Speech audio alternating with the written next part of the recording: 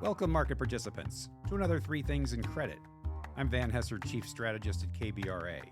Each week, we bring you three things impacting credit markets that we think you should know about. Now, every week, I jot down things along the way that get me thinking. This past week, three quotes stuck with me, each worth pondering. FactSet said, the actual earnings growth rate has exceeded the estimated earnings growth rate at the end of the quarter in 37 of the past 40 quarters for the S&P 500. The S&P 500 is currently expected to report earnings growth of 7.3% for the first quarter. Jay Powell said, the significant policy changes are likely to move us away from our goals.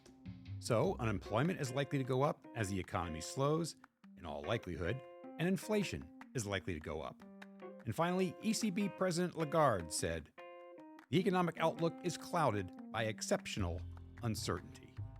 This week, our three things are: 1. Dow and United Airlines. 2. Bellwethers. Face the music. 2. Big bank credit color. It's been oddly upbeat. Does that make sense? And 3.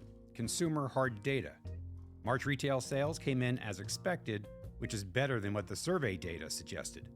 But what will April show? All right, let's dig a bit deeper. Dow and United Airlines.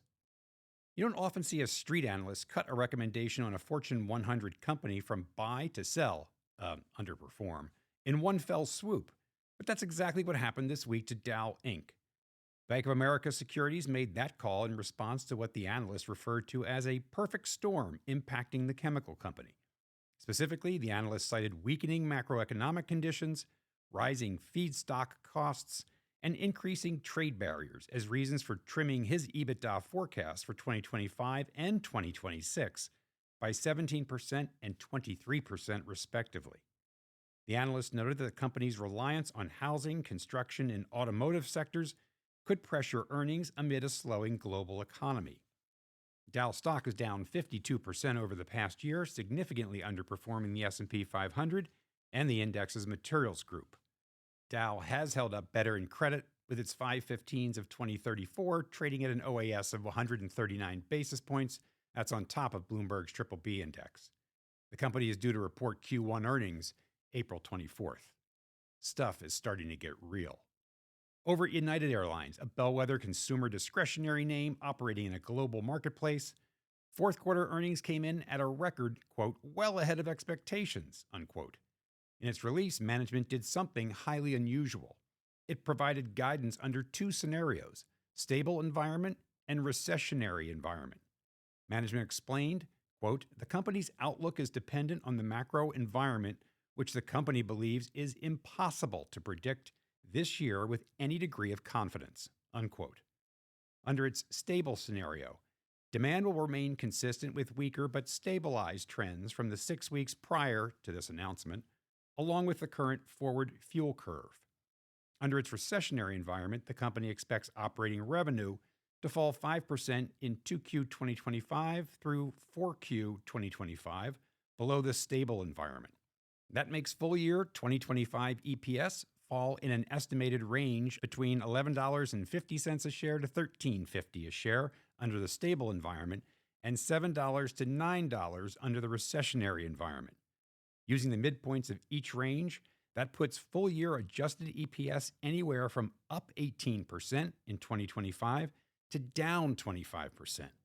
Well, that makes planning difficult. As management said, it's impossible to predict with any degree of confidence. Record profits to, well, anyone's guess. Time will tell. All right, on to our second thing, big bank color. So global cyclicals such as airlines and chemical producers are facing significant earnings headwinds. What about the banks? Well, judging by this week's Q1 earnings releases, it's all good. Really? Well, let's have a look. At JP Chase, the firm did boost its loan loss reserves this quarter by $1 billion. These are funds set aside out of current earnings for future losses, in light of the significantly elevated risks and uncertainties. So, what is $1 billion to JP Morgan? Well, turns out, not all that much. That's a 4% increase to the overall firm-wide loan loss reserve. The reserve to total loans went from 1.9% at December 31st to, wait for it, 1.9% at March 31st. Credit card loan loss reserves account for just over half of the total reserve, and management clearly feels good about the quality of the book, reiterating a low 3.6% estimated loss rate. Interestingly, CEO Diamond said on the call that they should not have given a card loss forecast number out, as, quote, there's a wide range of potential outcomes, unquote. Elsewhere, the bank is not seeing credit weakness in the lower income segment of their book. Lower spend, yes, but not credit deterioration. On the commercial side of things, they're watching small business and smaller corporates for weakness, but nothing of particular concern. CEO Diamond noted that the bank's call on recession probability is 50%. Over at Bank of America, there is no loan loss reserve build, and reserves to loans was essentially flat. Management has modeled its reserve based on a 6% unemployment assumption in 25 and 26. And by the way, that's not a forecast. It's merely a data point used to calculate modeled reserves. Actual bad debt metrics were basically unchanged at low levels across the consumer and commercial loan books. Is management worried that there's been a sudden change? In a word, no. Loan quality remains sound. Its consumer risk is concentrated in very high-quality credit strata. It is not forecasting a recession in 2025. Over at Wells Fargo, there was a loan loss release in Q1. Yes, a modest one, but a release nonetheless. The drop is largely attributed to lower reserves needed for its commercial real estate book, which has been written down significantly over the past couple of years. So even with reserves to loans basically unchanged quarter on quarter, management believes the reserve position is more conservative than it was a quarter ago. Consumer credit continues to perform well, with more affluent customers showing strength, while less affluent customers show more stress. As for the current environment, management commented that this is a complicated issue and is our current expectation that we will face continued volatility and uncertainty and are prepared for a slower economic environment in 2025. If we sum it all up, there is a surprising lack of concern from the largest banks about the effects of a downturn.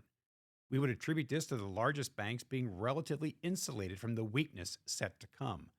These banks sit in the middle of the stronger part of what we call our two economies, larger businesses and wealthier households.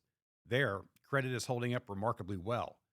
Still, the gap in outlook between the aforementioned airline sector, which also caters to the stronger part of our two economies, is striking.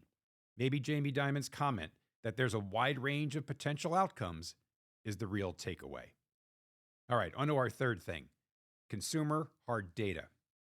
With the consumer soft data, i.e. surveys, falling off a cliff, we all watched with bated breath March retail sales, the hard data out this week.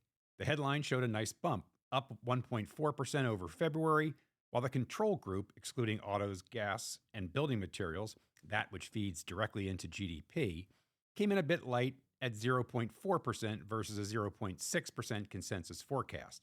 Now, it's worth noting that February was revised up by 0.3%, so all told, not all that bad.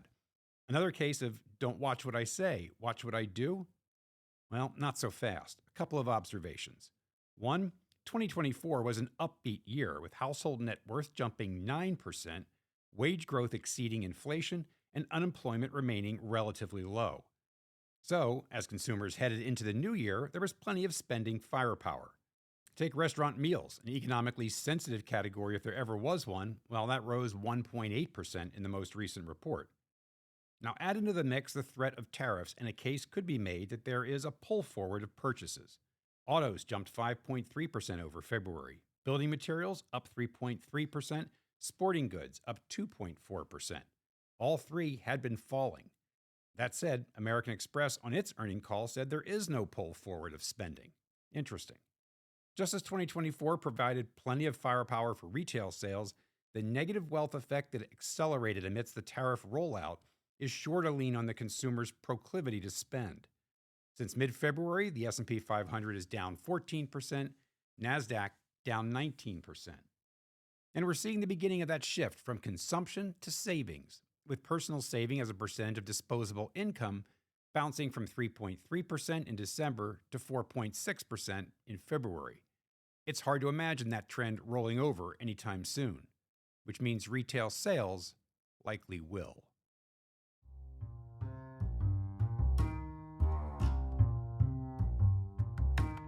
So there you have it. Three things in credit. 1. Dow and United Airlines. Tariffs are starting to bite. 2. Big bank credit color. Much of the economy is well positioned coming into this downturn. And 3. Consumer hard data. The U.S. consumer will not go quietly, but we may be at an inflection point. As always, thanks for joining. Don't forget to check in on kbra.com for our ratings reports and our latest research. We'll see you next week.